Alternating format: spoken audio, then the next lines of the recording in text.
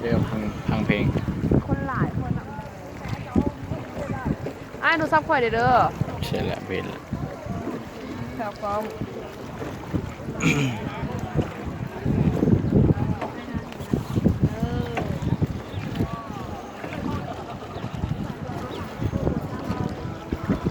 มาตลอด3เดือนมาแล้วก็มา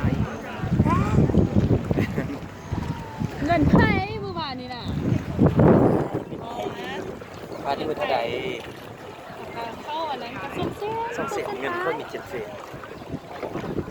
เส้นเราจะได้เอากระเป๋าไปเอาไปคืนค่ะ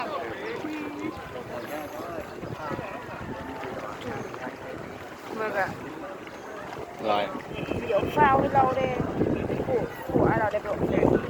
ล็อกใช่เหรอก็แล้วบอกว่าเดี๋ยวฟาวใส่ฟาวตัดมืออ้าวเป็นบัวเถาอันหลงเหรอมีตีไม่แล้วเขาไปลงแล้วแล้วเขาต้องทำไปไม่ไปตัวแล้วเขาไปทางพุ่นโค้งทางลุ่มพุ่นนะเขาไปนะอันนี้บนทางขึ้นนี่นะเห็นหรอวะแล้วคือบุญเมียนี่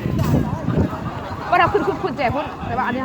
ว่าเขาลงมันลงแจพุ่นทางขึ้นนี่เราไม่เขาอ้อมนี่นะเรามันขัดจากประตูเหนือไปนะอาจจะคนขับเป็นพันจะเอาเงินให้เราเลยโบจะไหนเพราะเอาไปให้จะไหน